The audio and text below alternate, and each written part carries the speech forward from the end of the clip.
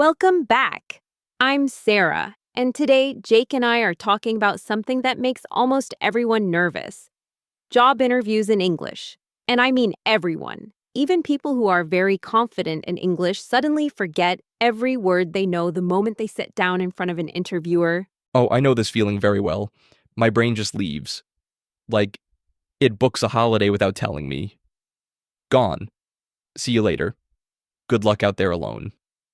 So today we're sharing some real experiences, some common mistakes people make in English interviews, and 5 very useful expressions you can use to sound confident and professional. Whether you have an interview next week or just want to be prepared, this episode is for you. Let's start with the mistakes, because mine are much more interesting than the expressions.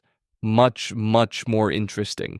Okay, Jake, tell me about your first job interview in English. What happened? So, I was 23, fresh out of university, very confident.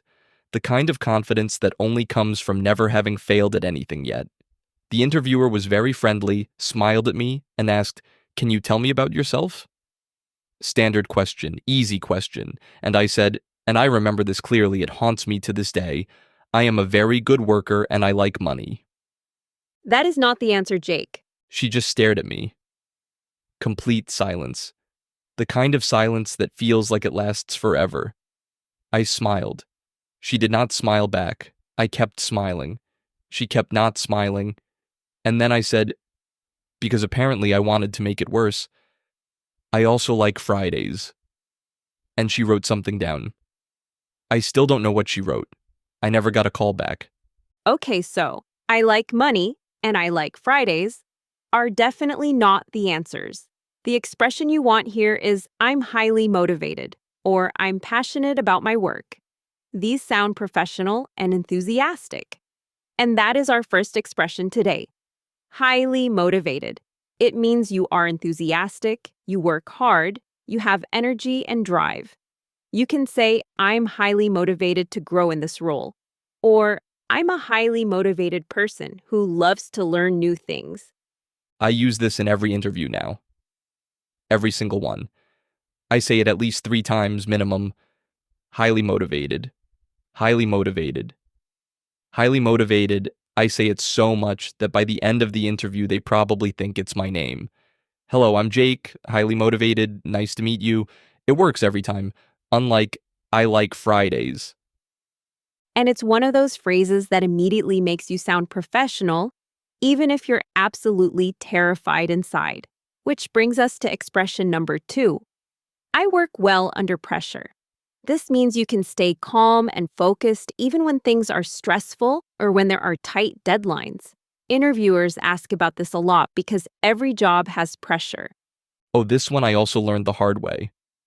My second interview, different company, new suit, same brain that goes on holiday. They asked, "How do you handle stress at work?" And I said, "I don't really get stressed. Very calm, very confident."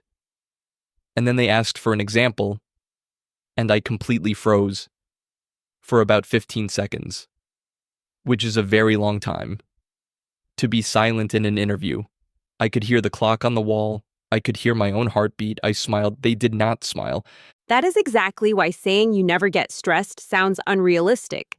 Every interviewer knows that work is stressful. Better to say, "I work well under pressure, and I find that deadlines actually help me focus and stay productive." That sounds honest and professional at the same time. Much better than what I said, which was basically, "Stress is not a problem for me," followed by 15 seconds of complete silence while visibly stressed. Very convincing performance. They did not call back either. I was starting to notice a pattern. Expression number 3. I'm a team player.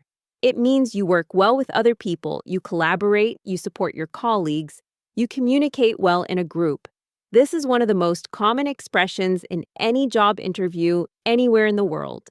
And interviewers absolutely love it. This one I actually said correctly in my third interview.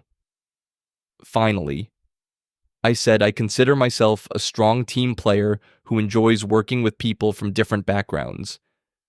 The interviewer nodded, wrote something down, something good this time, I think. I felt so professional.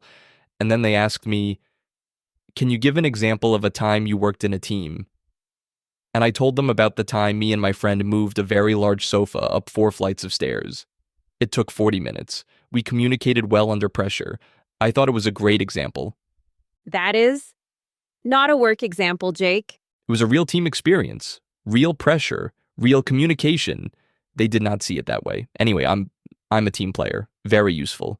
Use work examples. Expression number 4. I have experience in. This is how you connect your past work to the job you're applying for. I have 3 years of experience in customer service. I have experience in managing small teams. Simple, clear, and it immediately shows the interviewer why you are the right person for the job. Before I learned this expression, I would just talk about my old jobs with no connection to the new one at all. I would just tell stories, long stories, about my old office, about the interesting relationships between my colleagues, about the time the coffee machine broke and everyone had to drink tea for 2 weeks, and the atmosphere in the office was terrible, very detailed, very irrelevant. The interviewer does not need to know about the coffee machine.